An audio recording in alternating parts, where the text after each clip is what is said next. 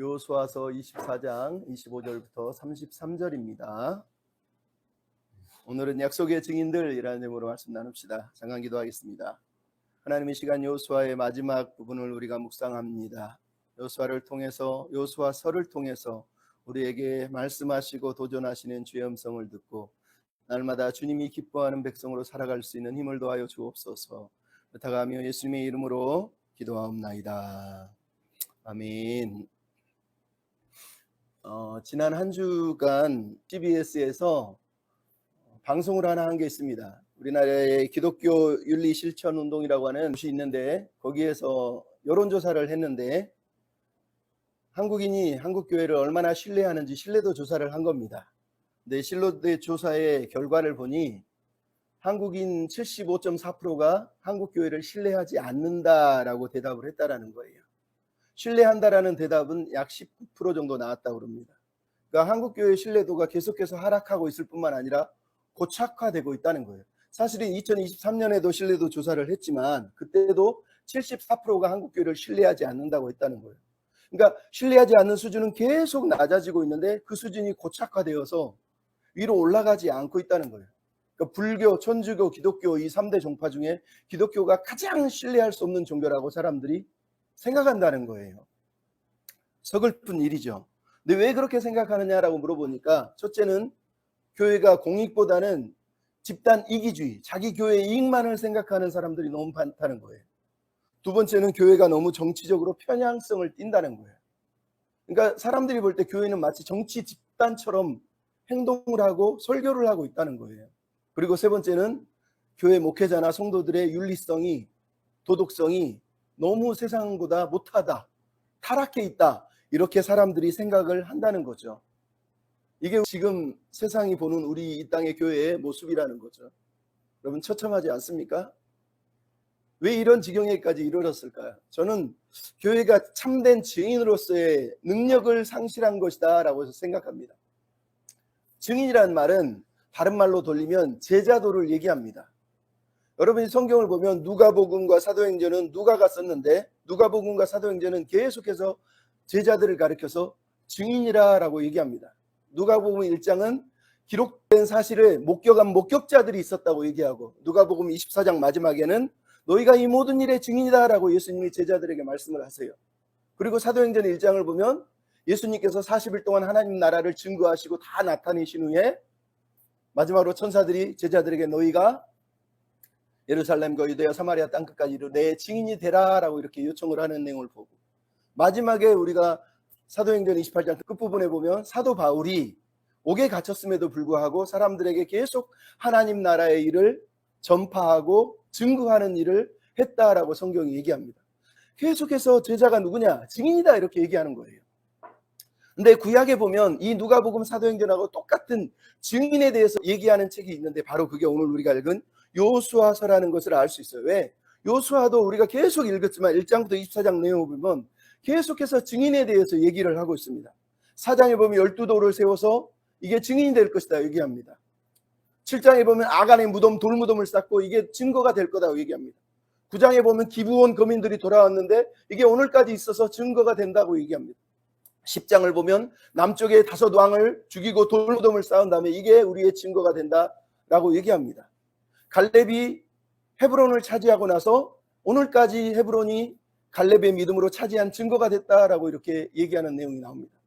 그리고 우리가 지난번에 봤던 22장은 요단 동편의 두 지파반이 요단강가에 큰 제단을 쌓고 그것을 증인, 증거다라고 얘기하면서 증인이라고 얘기합니다. 그리고 우리가 읽은 오늘 본문 여호수아서 24장은 세 파트의 증인들이 등장을 하고 이들이 모두가 이 언약식의 증인이었다라고 우리에게 들려주고 있단 말이죠. 그러니까 여러분 증인이 된다는 건 다른 말로 하면 참된 제자가 된다라는 뜻이에요. 증인, 제자도 이게 무슨 말입니까? 대가를 치르지 않고는 우리가 증인이 될 수 없고 제자가 될 수가 없다는 거예요. 대가 없는 증인이 없고 제자는 없다고 성경이 얘기합니다. 훈련하지 않고 훈련되지 않은 제자는 결코 제자라고 그래서 성경이 말하지 않죠. 그럼 오늘 본문의 여호수아의 마지막 파이널 챕터는 언약갱신에 대해서 얘기하고 있다고 말씀드렸습니다. 언약갱신의 내용을 보면 하나는 언약갱신에서 충성서약을 하는 거고 또 하나는 증인을 세워서 선서하는 선서의식을 하고 있다는 걸 오늘 본문이 보여주고 있습니다. 지난주에도 얘기했지만 언약 규정으로서 이 언약 갱신의 중요성은 이스라엘 백성들이 하나님만 사랑하고 하나님만 섬기겠다고 하는 선택과 결단과 헌신을 갖는 시간이었다는 걸 알 수 있어요. 근데 언약을 따른다라는 건, 언약 백성이 된다라는 건 배타적인 충성, 즉 하나님만 충성하고 다른 것은 충성하지 않는다라는 것을 얘기하는 겁니다. 그게 신약에도 예수님이 제자들을 부르면서 부모와 처자와 형제와 자매와 자기 목숨까지 미워하지 않으면 내 제자가 될 수 없다고 누가복음 14장 26절에서 예수님이 하신 말씀하고 맥이 똑같은 거예요. 즉 제자가 되려면 대가를 치러야 돼요. 내가 무엇을 선택했는지 알아야 되는 거예요. 그래서 여러분 우리가 24장 19절에 요수아가 백성들에게 너희가 하나님만 섬겨 그랬더니 백성들이 하나님만 섬길게요 그랬더니 요수아가 뭐라 그럽니까? 너희가 여호와를 능히 섬기지 못할 것이다. 왜냐하면 하나님은 거룩하시고 질투하시는 하나님이자 너희 잘못과 죄를 사하지 않을 것이다 라고 말씀하셨단 말이죠. 이게 무슨 뜻이라고 그랬습니까? 하나는 너희들이 지금 어떤 선택을 하고 있는지를 이해하라는 거예요. 너희가 하는 선택은 단순히 입으로 고백하는 선택이 아니라 정말로 하나님 외에 다른 것은 포기하겠다는 결단의 선택이라는, 다른 선택지가 없다라는 것을 너희가 이해하라고 사실은 요수아가 얘기를 했단 말이죠. 이스라엘 백성들이 그래서 우리가 증인이 되겠습니다 이렇게 선언을 했습니다. 그러자 요수아가 마지막으로 한 번 더 얘기했죠. 23절에 보면 너희 마음을 하나님께로 향해라. 너희가 결단을 했다면 너희가 할 일은 너희의 성향을 하나님께로 향하라라고 이렇게 얘기를 한 겁니다. 여기서 향하다라는 단어 나타는 지난주에도 얘기했지만 내뻗다, 구부리다, 기울이다, 돌리다 이런 뜻이에요. 해바라기가 해를 향하여서 구부리고 기울이고 내뻗고 돌리는 것처럼 하나님만 바라보고 사는 삶을 언약적 충성의 삶이다라고 요수아가 사실은 말을 했단 말이죠. 근데 이 말이 왜 중요합니까? 여러분 성 어거스틴이 죄의 본질이 뭐냐? 죄의 본질은 자기에게로 구부러지는 성향을 죄의 본질이다라고 얘기했어요. 하나님은 원래 인간을 지을 때 인간은 하나님께로 마음이 향하게 되어 있는 거예요. 하지만 인간이 범죄한 이후에 인간은 늘 모든 것을 자기에게로 구부러져서 자기가 원하는 방식으로 자기만의 방향으로 살아갑니다. 그것을 가리켜 죄의 본질, 죄다라고 이렇게 어거스틴은 본 거예요. 그러니까 여호수아가 너희 마음을 하나님께로 구부려라 이 말은 자꾸 자기를 향해서 구부러지는 그 죄성을 이제는 하나님을 향해서 구부려서 하나님의 뜻과 하나님의 계획 가운데 너희가 살아가라라고 이렇게 얘기를 한 거란 말이죠. 결국은 여호수아가 이 언약식을 통해서 요구한 것은 주님을 따르는 제자의 삶, 증인의 삶을 요구한 것과 사실은 똑같다는 걸 여러분이 기억을 해야 돼요. 예수를 믿는다는 건 나 천국 가요? 나 구원받았으니 끝이죠? 이런 뜻이 아니란 말이죠. 여러분 예수님이 누가복음 14장에 이런 말 하세요. 누가 망대를 세울 때 비용이 얼마나 들지 계산하지 않고 세우는 사람이 있느냐? 누가 군사와 군대가 싸울 때 저쪽 군대와 우리 군대가 숫자가 몇 명인지 헤아려 보지 않고 전쟁에 나가는 사람이 있느냐? 이렇게 물어보세요. 너희도 너희 소유를 버리지 않으면 결코 나를 따라서 내 제자가 될 수 없어 라고 예수님이 바로 이어서 말씀하신단 말이에요. 이게 무슨 말이에요? 제자가 되려면 제자가 무슨 의미인지, 예수를 믿는 게 무슨 의미인지를 먼저 계산하고 생각해 봐야 된다는 거. 무슨 대가를 치러야 되고 내가 선택한 것이 어떤 선택인지를 생각해 봐야 된다는 거예요. 그래서 여러분 누가복음 9장에 보면 어떤 사람이 예수님께 와서 예수님 내가 예수님의 제자가 될게요 그랬더니 예수님 뭐라고 그러죠? 여우는 제비는 집이 있고 굴이 있는데 나는 머리 둘 것이 없다 라고 얘기하세요. 그래서 또 한 사람이 나 제자가 되고 싶은데 우리 아버지 장사 지낼게요 그랬더니 예수님이 장사는 죽은 자에게 지내게 하고 너는 나를 따라오라 그래요. 그러자 마지막으로 또 한 사람이 얘기하죠. 주님 내가 주님을 따르겠으나 가족과 작별하게 해주세요 그랬더니 예수님이 손에 쟁기를 들고 뒤를 돌아보는 자는 나에게 합당하지 않다라고 말씀하세요. 여러분 오늘 본문에 나오는 여호수아의 설교나 누가복음에 나오는 예수님의 설교 내용은 똑같습니다. 증인이 되고 제자가 되는 삶은 대가를 치르는 삶이에요. 쟁기를 잡고 뒤를 돌아보는 건 결코 제자가 될 수 없다라고 말씀하시는 겁니다. 그러므로 무엇을 선택한 것인지 그리고 무슨 대가를 치러야 하는지를 우리는 신중하게 생각하면서 우리 삶을 살아야 됩니다. 교회가 우리가 예수님의 제자고 예수님의 증인이라고 말하면서 실은 세상에 조롱을 받고 비웃음을 당하고 신뢰를 잃어버렸다는 건 우리가 결국은 진짜 증인의 능력을 잃어버렸다는 뜻과 똑같기 때문이란 말이죠. 여러분 하나님을 믿고 섬기는 건 애들 소풍 나온 것처럼 어디 여행 다녀온 것처럼 그냥 누리면서 가볍게 편하게 살아가는 삶이 아니에요. 그것은 자기 목숨을 미워하고 자기 목숨을 버리지 않으면 따를 수 없다고 예수님이 말씀하신 그 엄중한 선택이라는 걸 잊어버리면 안 된단 말이죠. 여러분, 오늘 본문의 이 언약식 설교 이후에 이제 이스라엘 백성과 요수아가 하나님과의 언약식의 마지막 언약 맺는 언약 의식을 행합니다.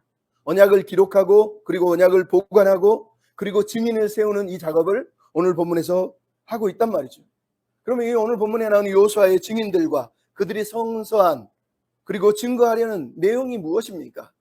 첫째는 우리는 선서한 대로 살겠습니다라고 하는 고백이 이 증인 선서에 등장을 하고 있다는 거죠. 여러분, 25절, 28절을 보면 이제 이스라엘 백성과 요수아가 언약을 맺는 사건이 등장을 합니다. 언약을 맺기 이전에 무엇을 했습니까? 우리는 이미 16절, 21절, 22절, 24절에 보면 무려 4번이나 요수아가 너희는 하나님만 섬겨라 그랬더니 이스라엘 백성들이 무려 4번이나 하나님만 섬기겠다고 4번이나 선서를 합니다. 그렇게 살겠다고 고백을 한 거죠. 그랬더니 이제 요수아가 이스라엘 백성과 언약을 맺습니다. 근데 여러분, 이 언약을 맺다라고 하는 히브리어 단어 베리트 카라트는 그냥 언약 예식을 예배를 한번 드렸다는 뜻이 아니라 거기에 짐승을 잡아서 각을 뜨는 행위를 말하는 겁니다. 우리가 출애굽기 24장에 보면 모세가 시내산에서 하나님의 언약을 가져와서 이스라엘 백성들에게 다 공포한 다음에 언약을 맺는 장면이 이렇게 되어 있어요. 여호와께 소로 번제와 화목제를 드린 다음에 모세가 피를 받아서 반은 양푼에 담고 반은 제단에 뿌립니다. 그리고 나서 언약서를 쭉 낭독하니까 백성들이 우리는 여호와의 말씀을 청종하겠습니다 라고 이렇게 고백을 합니다. 그러자 모세가 마지막으로 그 피를 백성들에 쫙 뿌리면서 이 피는 너희와 세운 언약의 피다라고 말하면서 언약식이 맺어지는 장면이 나오는 거예요. 그러니까 오늘 본문에서 언약을 맺었다라는 말은 단순하게 어떤 예배가 끝났다는 뜻이 아니라 피를, 즉 생명을 건 맹세를 했다는 거예요. 누군가의 희생 아니면 어떤 재물의 희생을 통해서 우리도 이 언약을 지키지 못하면 각이 뜨이고 쪼개지는 그런 일이 벌어질 겁니다라고 하는 결단을 했다는 얘기를 들려주고 있는 겁니다. 나아가서 오늘 본문에 뭐라고 그랬다고 그럽니까? 기록을 했다고 25절 26절에 말합니다. 율례와 법도를 제정한 다음에 율법책에 이 말씀을 기록했단 말이죠.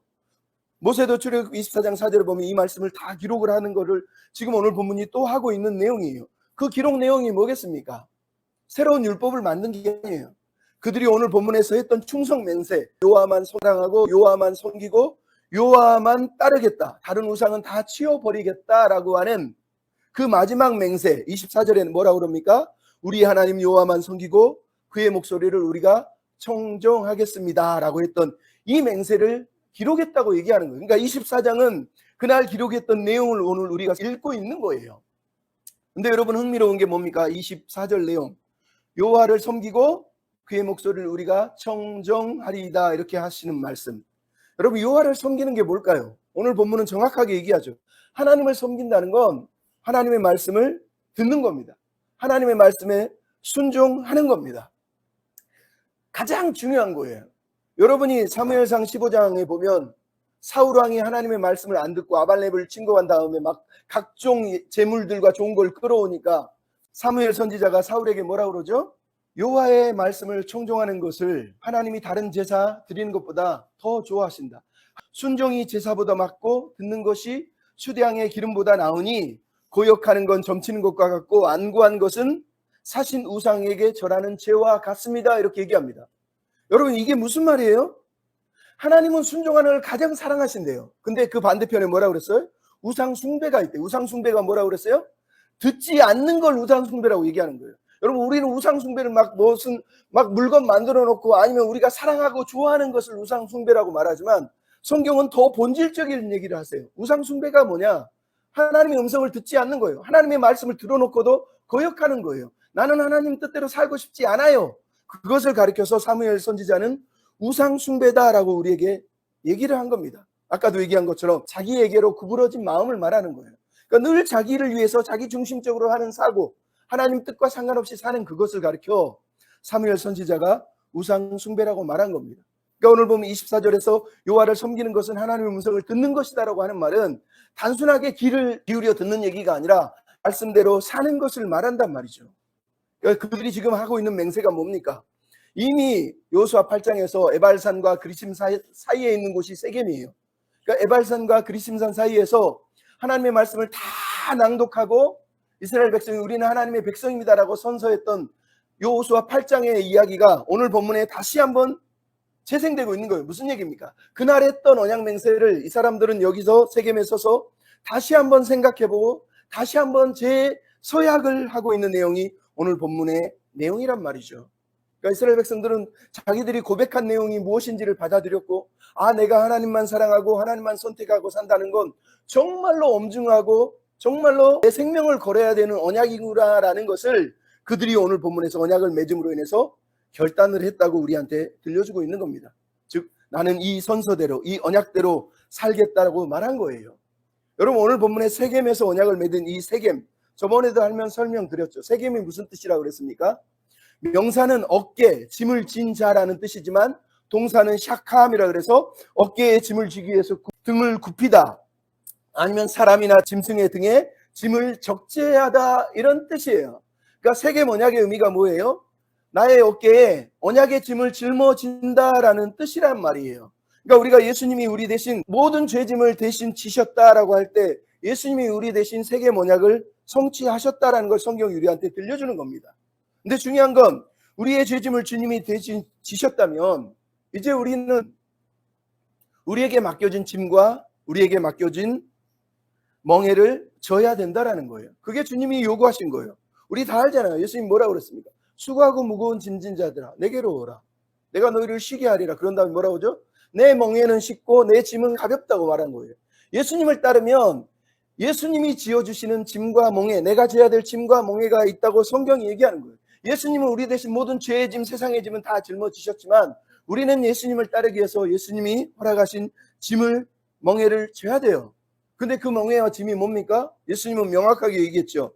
누구든지 나를 따라오려든 자기를 부인하고 자기 십자가를 지고 나를 따르라는 거예요. 자기 십자가가 뭐예요? 자기를 부인하는 것을 말하는 겁니다. 즉 자기 중심적인 삶, 나만 위한 삶을 버리고 이제는 주님을 위해서 주님이 원하는 삶을 살아가는 것을 얘기하는 겁니다. 즉 우리는 우리 어깨에 새 언약의 짐이 지금 들려져 있는 거예요. 다른 짐은 없어요. 새 언약의 짐이 뭡니까? 주님을 사랑하면 아버지의 계명을 따라서 지키고 사랑하는 것이고, 사랑의 짐 외에는 다른 짐이 없다는 것을 믿는 것을 말할 때 바로 이것이 예수님이 우리 어깨에 올려주신 짐이에요. 하나님을 사랑하고 이웃을 사랑하는 그 삶을 살아내겠다라고 우리가 결단을 해야 돼요. 근데 여러분, 이 땅의 교회가 세상보다 더 못된 짓을 하고 욕심 많고 타락해 사니까 사람들이 신뢰하지 않는 것 아닙니까? 결국 오늘 본문에 나온 이 고백처럼 우리도 늘 십자가 앞에 서서 우리가 맺은 언약이 무엇인지, 예수님이 우리와 맺은 새 언약의 의미가 무엇인지를 생각해보고 주님을 위해서 살아가기를 결단하는 그런 삶을 살아야 되는 겁니다. 두 번째로 여러분, 약속의 표대를 세웠다라고 성경이 얘기합니다. 오늘 보면 26절, 27절의 내용을 보면 성소 곁 상수리 나무 아래 큰 돌기둥을 세워서 언약의 증인으로, 이번에는 돌기둥을 증인으로 삼았다고 얘기하고 있는 거예요. 출애굽기 24장 4절에도 첫 언약을 세울 때, 모세가 언약을 세울 때 산 아래 제단을 쌓고 12 돌기둥을 세운 다음에 하나님과 언약을 맺었다는 내용을 보게 됩니다. 근데 오늘 본문도 똑같아요. 돌이 증인이 된다는 거예요. 돌이 증인이 된다는 게 무슨 말입니까? 돌이 살아서 막 말을 한다는 얘기입니까? 우리가 영화에 보면 판타스틱 4에 보면 돌로 된 인간이 나오죠. 그런 인간처럼. 아니면 트롤이라고 하는 영화에 노르웨이 보면은 신화잖아요. 산에 바위산이 사람처럼 움직이면서 막 말을 하거든요. 여러분, 오늘 본문에 나온 이 돌 증인이 그런 의미입니까? 아니란 말이죠. 돌 증인이라는 의미는 하나는 큰 돌, 단단한 바위, 우리가 하나님을 가리켜 반석이라 하는 것처럼 이 돌, 이 바위는 깨지지 않고 부서지지 않는 언약을 말하는 겁니다. 즉 돌기둥을 보면서 우리가 하나님의 백성이고 우리가 무슨 언약을 했는지, 이 언약을 결코 깨뜨리면 안 된다라는 것을 다짐하기 위해서 세운 표지요 표대가 바로 이 돌기둥이에요. 그러니까 돌기둥은 하나님을 위해 있는 게 아니라 우리를 위해 있는 겁니다. 내가 내 믿음을 지키기 위해서 세운 것이 바로 돌기둥이란 말이죠. 그러니까 요수아에서는 그래서 아까도 처음에 얘기했지만 돌기둥, 돌무덤, 돌제단이 계속 나오잖아요. 왜 나옵니까? 하나님을 잊지 말라고 나오는 거예요. 요수아 4장에 12 돌, 무슨 얘기였어요? 자녀들에게 하나님을 잊지 말라고 얘기하는 거 아닙니까? 22장의 돌 제단은 무슨 의미였습니까? 요단 동편 두 지파가 우리는 하나님만 경외할 거야, 하나님만 예배할 거야 하는 것을 다짐하기 위해서 세운 제단이 돌 제단이었다고 얘기하지 않습니까? 하나님을 잊지 말아야 된다는 거예요. 두 번째 요수아에 나오는 돌 기둥들은 무슨 역할을 합니까? 죄와 심판을 잊지 말라는 거예요. 24장 19절에 너희 죄를 하나님이 사하지 않으시리라 했던 언약을 깨뜨릴 때 주어지는 심판이 여러분 나오잖아요. 요수아 7장 아간의 돌무덤이 뭐예요? 요수아 8장의 아이성의 돌무덤이 뭡니까? 요수아 10장의 남쪽 다소당의 돌무덤이 뭡니까? 다 똑같죠. 하나님을 반역하고 하나님을 대항하고 하나님의 언약을 깨뜨리는 자에게 주어지는 심판이 바로 이 돌무덤이었단 말이죠. 결국은 오늘 본문에 나오는 백성은 증인이었지만 돌 기둥도 이제 증인으로서 역할을 하고 있다고 우리에게 들려주고 있는 겁니다. 이스라엘 백성은 이 돌을 볼 때마다 무슨 생각을 하겠습니까? 자신이 하나님을 부인하지 않고 하나님만 섬기고 하나님만 따르겠다는 결단을 지속적으로 해야 됐다는 얘기를 하는 겁니다. 우리가 십자가를 보는 이유가 뭐예요? 십자가를 보면서 십자가 예쁘다 좋다 이런 얘기입니까? 십자가에 달리신 예수님을 계속 기억하기 위해서 우리가 십자가를 묵상하는 거하고 똑같은 거예요. 그러니까 돌 기둥을 세운 이유는 하나님을 잊어버리지 말라 이 말을 하는 겁니다. 잊지 않기 위해서 표대를 세운 거예요. 여러분 러시아의 대문호인 도스토옙스키가 까라마조프의 형제들이라는 책을 썼어요. 거기에 보면 재밌는 구절이 나옵니다. 뭐라고 그러냐면 하나님이 없다면 모든 것이 가능하다 이런 구절이 나옵니다. 하나님을 없애버린 절대적인 도덕적 기준이 사라져버린 세상은 모든 것이 가능해질 것이다 라고 얘기한 겁니다. 이 말은 모든 것이 가능하니 좋다는 게 아니라 하나님이 사라진 세상은 모든 선이 경계가 사라져버리기 때문에 그냥 타락으로 무너질 수밖에 없다는 얘기를 한 겁니다. 이것을 경험한 사람이 바로 알렉산드로 솔제니친이에요. 러시아의 망명 작가로 지냈고 미국에서 수많은 강연을 하고 나중에 템플턴상을 받게 되는데 1983년에 템플턴상을 받으면서 수상한 연설에서 이 사람이 이런 얘기를 합니다. 러시아가 소련이 공산화로 무너지고 강제 노역을 당하고 수많은 사람들이 죽고 추방되는 이유가 뭐냐? 그분이 얘기합니다. 사람들이 하나님을 잊어버렸기 때문에 이런 일이 일어났다는 거예요. 여러분 러시아 정교회 얼마나 대단합니까? 당시에 동방과 서방을 얘기할 때 서방은 로마고 동방은 이 정교회 아닙니까? 그 정교회의 본산과 같은 이 러시아가 왜 무너진 거예요? 하나님을 잊어버렸기 때문이에요. 자기의 욕심과 자기의 탐욕을 위해서 하나님을 버려버렸기 때문에 그런 일이 벌어진 거예요. 그럼 제가 좋아하는 100년 동안의 고독이라고 하는 책이 있습니다. 가브리엘 가르시아 마르케즈가 쓴 책인데 거기에 보면 남미의 마콘도라고 하는 마을에 부엔디아 가문이 있어요. 근데 이 가문의 주인공인 부엔디아가 자기 후대들의 삶을 보니까 계속해서 자기 부모가 들려준 유산을 잊어버려요. 자기 부모 중에 우르슬라라고 하는 사람이 자기 자녀들이 타락하지 않기를 바라면서 무슨 유언을 하냐면 마지막에 하나님을 잊어버리지 마 이렇게 유언을 합니다. 근데 이 유언이 끝나고 몇 세대가 흐른 후에 세대들이 계속해서 타락을 합니다. 그리고 어느 날 그 마을에 불면증의 병이 돌고 사람들이 망각의 질병에 빠집니다. 그러면서 자고 일어나면 물건의 이름을 잊어버립니다. 이게 이름이 뭐지? 이게 이름이 뭐였지? 계속해서 자기들이 알던 걸 다 잊어버려요. 그래서 가문의 수장인 부엔디아가 사물마다 이름을 씁니다. 이거는 등, 이거는 종이, 이거는 선풍, 이거는 마이크 이렇게 계속해서 이름을 붙입니다. 잊어보지 않으려고. 그러다가 문득 이게 아니야 내가 더 중요한 게 있지 그러면서 마을 중앙으로 막 달려갑니다. 그리고 마을 입구로 들어오는 곳에 큰 표지판 위에다가 이렇게 글을 씁니다. 하나님은 존재하신다. 이렇게 글을 쓴 거예요. 여러분 오늘 성경이 하는 말이 그겁니다. 하나님을 잊어버리면 결국 세대는 망하게 돼 있습니다. 여러분 사사기 시대의 비극이 뭡니까? 요수아의 그 유산을 다 잊어버리고 자기 마음대로 자기 소견의 어른들에 살다가 결국은 사사기 시대의 300년의 암흑이 찾아온 거 아닙니까? 성경이 오늘 우리한테 얘기합니다. 이 언약의 돌기둥을 우리의 삶에 늘 세우고 표대를 세우고 묵상하는 삶을 우리가 살 때만 믿음의 승리를 감당하는 겁니다. 세 번째로 오늘 본문의 끝까지 약속의 증인으로 살아가라라고 하는 명령을 사실은 우리한테 도전을 주고 있는 내용이 나옵니다. 오늘 보면 29절로 33절은 세 명의 장래 이야기가 등장합니다. 하나는 요수아, 하나는 요셉, 하나는 엘르아살입니다.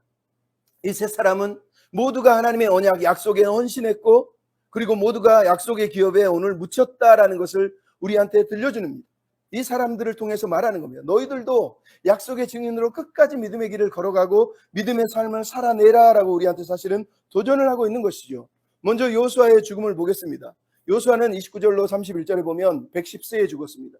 요셉하고 똑같은 나이, 요셉도 110세에 죽었거든요. 그러니까 바로 이어서 요셉의 이야기가 나오는 이유는 이 두 사람을 이어주기 위해서 이 말을 하는 거죠. 또 그가 딥낫세라, 하나님이 주기로 약속한 땅, 그가 요구한 땅에 묻혔다는 것을 다시 한번 언급합니다. 그는 하나님이 주신 기업에 약속의 땅에 묻힌 사람이다라고 오늘 우리한테 말씀을 하고 있는 거죠. 근데 여러분 29절의 시작은 이 일 후에라고 얘기를 합니다. 그리고 나서 31절 마무리는 어떻게 합니까?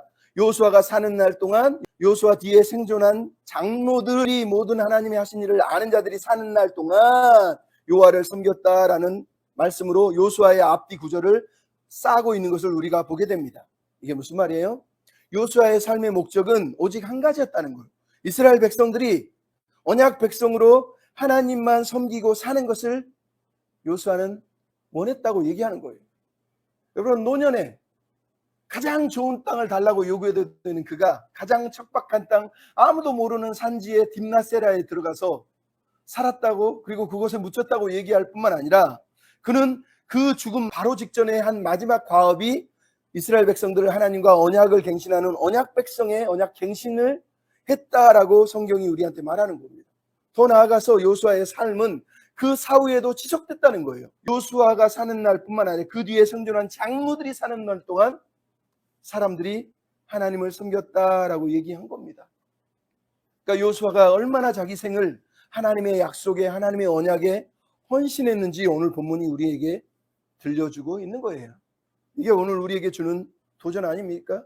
그가 죽었는데도 그 다음 세대조차도 계속해서 하나님을 신뢰하고 섬겼다고 성경이 우리한테 말하는 거예요. 그러면 1904년과 5년에 영국에서 이반 로버츠라는 사람이 웨일즈에서 엄청난 웨일즈 대부흥을 일으킵니다. 우리나라에는 1907년에 평양 대부흥이 일어나는데 그게 웨일즈에서 일어난 대부흥이 영국에서, 그리고 미국에서, 그리고 한국에서 몇 년 사이에 폭발적으로 일어나요. 근데 재밌는 사건이 뭐냐면 어느 날 다른 동네에 살던 사람이 웨일즈 지방으로 여행을 갑니다. 여행을 갔는데 술집이 없어요. 그래서 문을 두드리고 사람들한테 물어봅니다. 왜 이 동네는 술집이 없나요? 그랬더니 그 사람들이 얘기합니다. 아, 여기는 이반 로버츠가 지나갔어 그렇습니다. 무슨 얘기냐? 영국 웨일즈 지방의 부흥운동을 주도했던 사람이 이반 로버츠예요.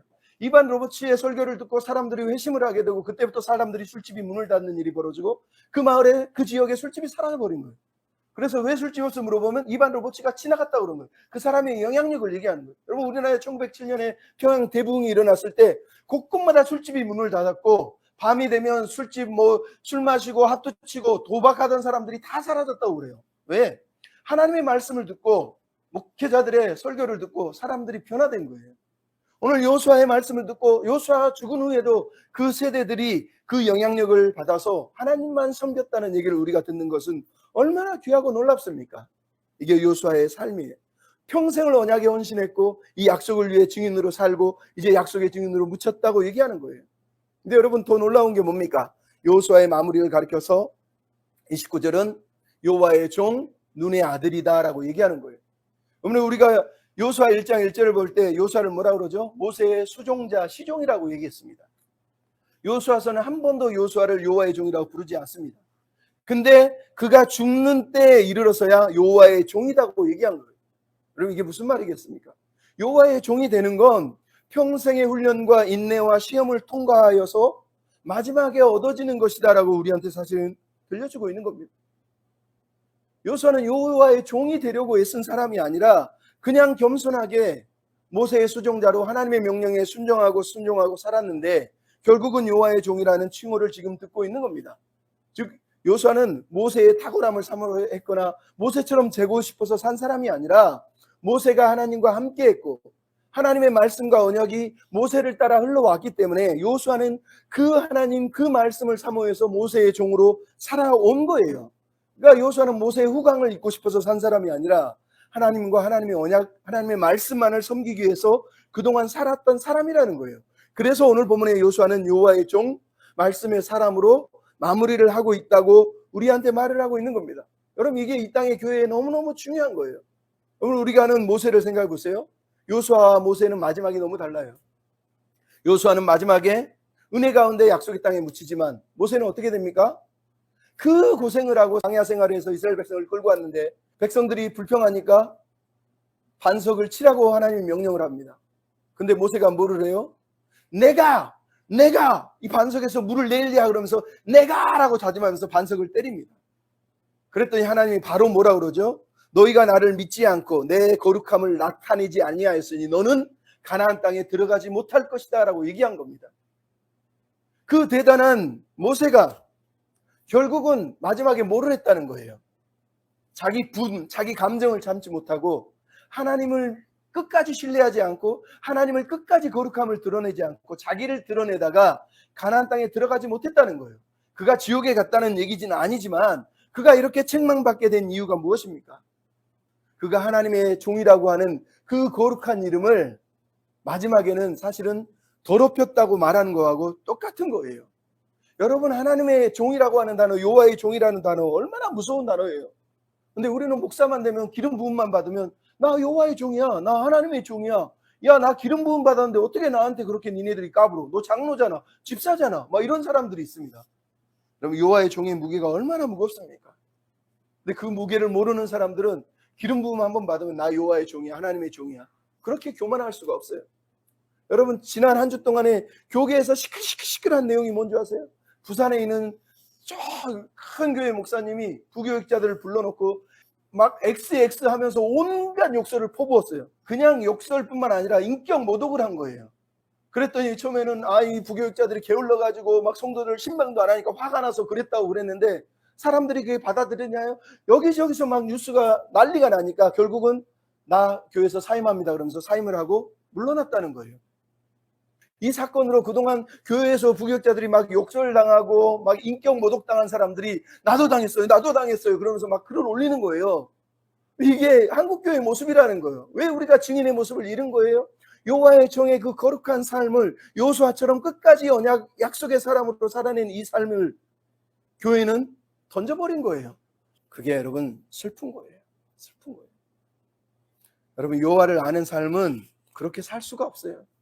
오늘 본문의 마지막 31절의 내용이 뭡니까? 요수아가 사는 날 동안, 요수아 뒤에 생존한 장로들이 여호와께서 행하신 모든 일을 아는 자들이 사는 날 동안 여호와를 섬겼대요. 여러분, 하나님을 섬기는 길은 하나님을 알지 않으면 절대 섬길 수가 없습니다. 여기서 안다는 단어는 지식적인 알을 얘기하는 게 아니라 경험적인 알을 얘기하는 거예요. 비록 눈으로 안 봤을 수도 있지만 내가 하나님을 만나고 경험하지 않으면 하나님을 섬길 수가 없습니다. 하나님을 섬기는 길은 하나님을 알아야 돼요. 여러분, 우리가 십자가 예수를 눈으로 본 적이 있어요? 예수님이 2000년 전에 죽은 거 본 적이 있어요? 우리는 본 적 없습니다. 근데 왜 오늘 우리가 예수님을 섬기겠다고 결단하죠? 우리가 성령의 은혜로, 성령의 도우심으로 하나님을 영적으로 내적으로 알았기 때문에 이렇게 사는 거예요. 그러니까 여러분, 우리가 하나님을 섬기려면 필요한 것은 하나님을 아는 지식이에요. 하나님을 알게 해주십시오, 이렇게 고백을 해야 돼요. 그러면 사사기 2장에 보면 사사기 시대의 멸망을 가리켜 뭐라 그럽니까? 다음 세대가 아니라 다른 세대가 등장했다는 거예요. 여호와를 알지 못하는 다른 세대가 됐다는 거예요. 그럼 우리는 다음 세대를 세워야 되는데 하나님을 알지 못하니까 다른 세대가 돼버려요. 디퍼런 제네레이션이 됐다는 거예요. 넥스트 제네레이션이 하나님이 꿈꾸시는 건데 사사기 시대의 사람들은 다 디퍼런 제네레이션이에요. 얼마나 처참합니까? 그들이 신앙을 전수하지 못한 이유도 있지만 가나안 문화에 동화돼서 세상이 너무 좋잖아요. 그러니까 부모들이 물려주는 신앙 유산 마음에 안 들잖아요. 우리가 종이를 파쇄기에 넣어서 파쇄해버리듯이 사사기 시대의 사람들은 그 손자들이 물려준 신앙을 그냥 파쇄기에 집어넣어서 파쇄해버린 거예요. 나 언약 필요 없습니다. 가나안 문화 얼마나 좋은데 지금 얼마나 먹고 살기 힘든지 압니까? 블레셋이 공격하고 저쪽 모압이 공격하고 우리 너무 힘들어 죽겠는데 굳이 하나님 믿고 하나님 의지하고 이렇게 힘들게 살아야 됩니까? 필요 없습니다. 그러면서 먹을 것을 위해서, 먹고 살기 위해서 언약을 다 버린 시대가 사사기 시대라고 성경이 우리한테 말하는 거예요. 그래서 여러분, 오늘 본문을 읽으면서 우리는 기도해야 돼요. 하나님, 요수와 같이 여호와의 종으로서 끝까지 언약에 헌신하는 종들이 이 땅에 있기를, 또 하나는 다른 세대가 아니라 다음 세대에게 신앙의 유산이 물려갈 수 있도록 우리가 하나님 앞에 기도해야 됩니다. 두 번째 죽음은 누가 있습니까? 엘르하살입니다. 엘르하살은 대제사장이에요. 아론의 셋째 아들입니다. 두 형은 하나님 앞에서 제단에 불을 잘못 올렸다가 직사를 했어요. 그러니까 엘르하살은 하나님을 섬기는 게 얼마나 엄중한지를 알아요. 그래서 교만하지 않습니다. 엘르하살 이야기가 그래서 성경에 등장하지 않지만 딱 한 번 등장하죠. 언제 나옵니까? 민수기 25장에 모압 여인들에게 이스라엘 백성이 우상 숭배하고 타락하니까 엘르하살의 아들인 비느하스가 달려가서 그들을 창찔러 죽입니다. 이게 무슨 말이에요? 엘르하살이 그 아들에게 어떤 교육을 시켰는지를 보여주는 거예요. 엘르하살은 항상 하나님의 언약, 하나님의 거룩하심을 사모하고 지키려고 애썼던 사람이고 그 아들 비느하스가 그 영적인 교육을 그대로 이어받았다는 것을 알 수 있어요. 여호수아에서 엘르하살은 언제 등장합니까? 1장부터 13장까지 엘르하살의 이름이 아예 등장하지 않습니다. 그러다가 갑자기 가나안 정복 전쟁이 다 끝나고 땅을 나눠줄 때 그때부터는 여호수아는 뒤로 물러나고 언제나 엘르하살이 먼저 등장합니다. 땅을 분배할 때도 대제사장 엘르하살과 여호수아가 14장 1절, 17장 4절, 19장 51절 보면 21장 1절도 마찬가지. 항상 제사장 엘르하살이 맨 앞에 나오고 눈의 아들 여호수아가 그 다음에 등장한다는 걸 알 수 있어요. 무슨 말입니까? 엘르하살은 막 세상 전쟁하고 뛰어가는 일에 앞장서는 사람이 아니라는 거예요. 하지만 하나님의 약속의 땅에서 땅을 나누고 이 땅이 거룩한 제사장 나라가 되어야 된다고 하는 그 언약에서는 가장 앞장서서 하나님이 맡긴 사명에 충성한 사람이었다고 성경이 우리한테 들려주고 있는 겁니다.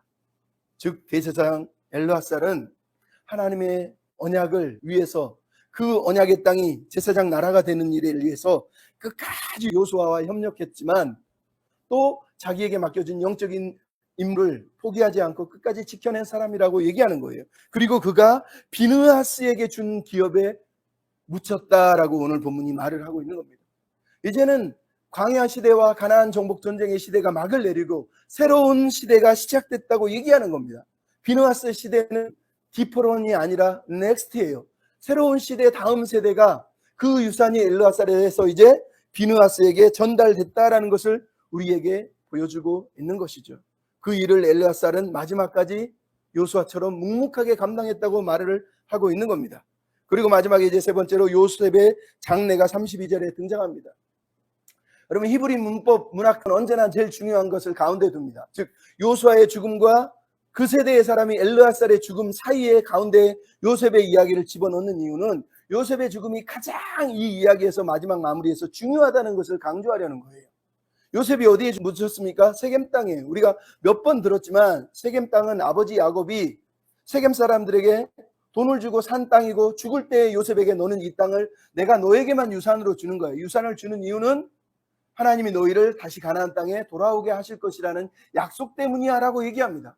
그래서 창세기 50장에 보면 요셉이 죽을 때 뭐라고 그러죠? 형제들에게 나는 죽을 것이나 아버지하고 똑같이 얘기해요. 나는 죽을 것이나 아브라함과 이삭과 아버지의 하나님이 우리를 가나안 땅으로 데려가실 거니 제발 내 해골을 이 땅에 묻지 말고 가나안 땅 세겜 땅에 묻어줘라고 유언을 하고 죽습니다. 그래서 창세기 50장 26절에 보면 요셉이 110세에 죽을 때 그 몸에 향 재료를 넣는데 입관만 하고 장례를 치르지 않습니다. 무슨 얘기입니까? 요셉은 애굽의 부귀영화나 아니면 화려한 피라미드 무덤이 아니라 죽을 때까지 가나안 땅에 하나님의 언약의 땅, 약속의 땅에 자기가 묻힐 것을 소망하며 살다가 죽었다고 얘기하는 거예요. 위대한 총리인데 그 땅에서 부귀영화 누리면서 애굽이 최고야 이렇게 살아도 될 사람이 항상 마음으로 뭘 생각했다는 거예요? 약속의 땅만 생각했다는 거예요. 그리고 죽을 때 내 뼈를 내 해골을 그 땅에 묻어달라고 얘기하는 거예요. 얼마나 놀랍습니까? 그래서 여러분 히브리서 11장 22절에 요셉의 믿음을 뭐라고 그러세요? 요셉의 믿음이 막 애굽에서 총리가 되고 막 보디발의 종이 되었을 때 막 하나님만 의지하고 그것을 요셉의 믿음이라고 칭송하고 있나요? 그것도 대단하지만 히브리서 11장 22절에 이렇게 써 있어요. 믿음으로 요셉은 임종시에 이스라엘 자손들이 떠날 것을 말하고 자기 뼈를 위하여 명한 것, 그것을 요셉의 믿음의 최고의 정점이라고 얘기한 거예요. 즉 요셉은 죽을 때 하나님의 언약, 하나님의 약속의 땅, 그 땅을 소망하며 자녀들에게 그 소망을 물려주고 죽은 약속의 증인이었다고 우리한테 말하는 겁니다. 결국은 여러분 오늘 본문에 나온 요수아, 엘르하살, 요셉 모두는 누구라는 얘기예요? 약속의 증인들이었다라고 성경이 얘기합니다. 히브리서 11장 39절은 이렇게 얘기해요. 그 사람들은 다 믿음으로 증거를 받았으나 즉 증인이었다는 거예요. 하지만 온전한 마지막 우리가 받을 약속은 받지 못했으니, 그러면서 12장 1절에 뭐라 하죠? 우리에게 구름같이 허다한 증인들이 있다라고 얘기하는 거예요. 여러분, 구약에 나온 이 사람들은 모두가 믿음의 증인으로, 약속의 증인으로 본향을 사모하며 살다가 죽은 사람들이에요. 우리도 동일한 요청을 받고 있는 겁니다. 우리에게는 가나안 땅이 아니라 더 나은 본향이 약속되어 있다고 성경이 얘기를 하잖아요. 그래서 우리는 새 언약 아래서 새로운 언약 갱신을 매일매일 해야 됩니다. 여러분, 히브리서 12장 1절 2절 내용을 다시 생각해 보세요. 여호수아에서는 여호수아가 너희는 모든 우상을 버리고 하나님만 바라봐 이렇게 얘기합니다. 근데 히브리서 11장 1절 2절은 우리에게 구름같이 허다한 증인들이 있으니 모든 얽매이기 쉬운 죄와 짐을 벗어버리고 우리 주 예수 그리스도만 바라보라 라고 이렇게 얘기합니다. 즉 히브리서 저자는 우리에게 새로운 언약 갱신을 요청하고 있는 거예요. 구약의 여호수아 시대가 하나님만 섬기기 위해서 모든 우상을 버린 것처럼 신약의 우리는 하나님만 섬기기 위해서 모든 죄짐 우상을 벗어버리고 예수님만 바라보고 예수님만 향해 살아가는 사람이 되어야 된다고 말씀을 하고 있는 거예요. 여러분, 이게 오늘 우리가 붙들어야 될 내용입니다. 그러면 24장 28절 내용을 보십시오. 뭐라고 되어 있습니까? 백성을 보내어 각기 기업으로 돌아가게 하였더라. 여러분, 백성들이 지금 돌아가고 있어요. 자기 기업으로 뜨겁게 맹세하고 언약을 맺은 다음에 굳은 결심을 하고 돌아가고 있는 겁니다. 그들이 기업으로 돌아갔다는 게 무슨 말이에요?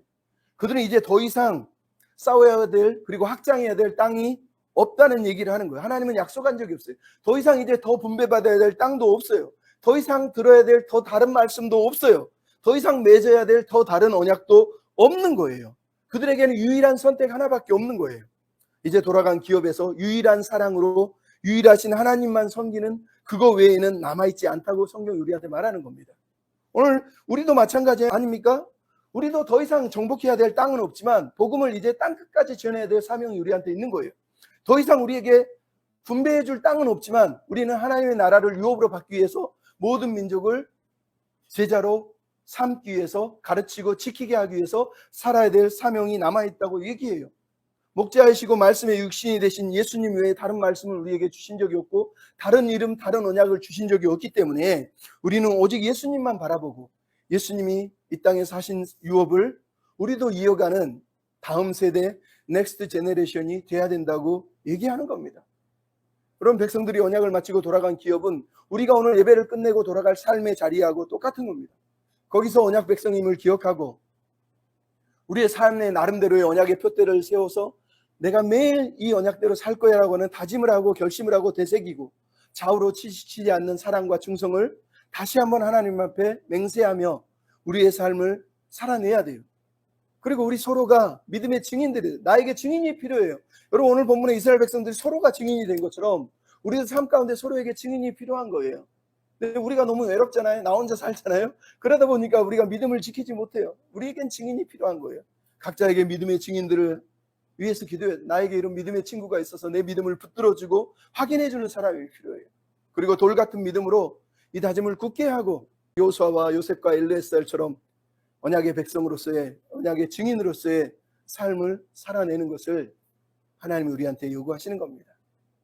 여러분, 처음 시작한 얘기를 다시 돌아가서 마무리하려고, 신뢰를 잃어버린 이 땅의 교회, 그리고 우리들이 다시 회복되는 길은 이거밖에 없어요.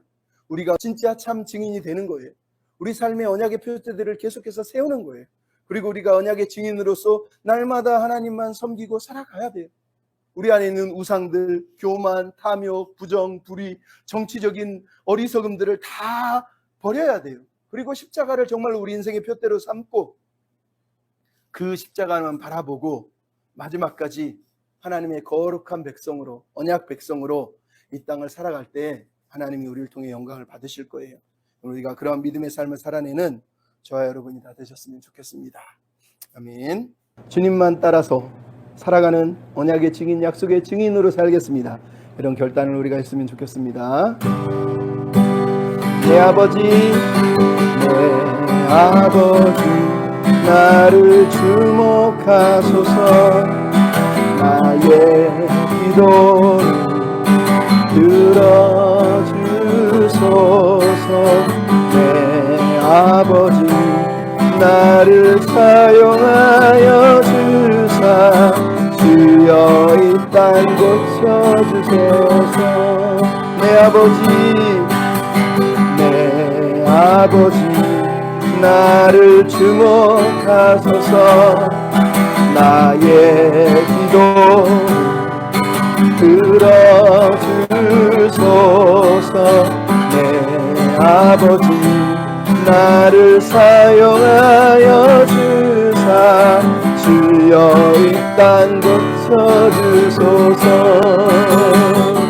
내가 주의 나라와 주님의 영광 위에 아버지 마음으로 섬기며 살아가리. 내 주님 따르리로다. 나의 생명 다하여 주님만 사랑하리로다. 내가 주의 나라와 주님의 영광 위에 아버지 마음으로 섬기며 살아가니 내 주님 따르리.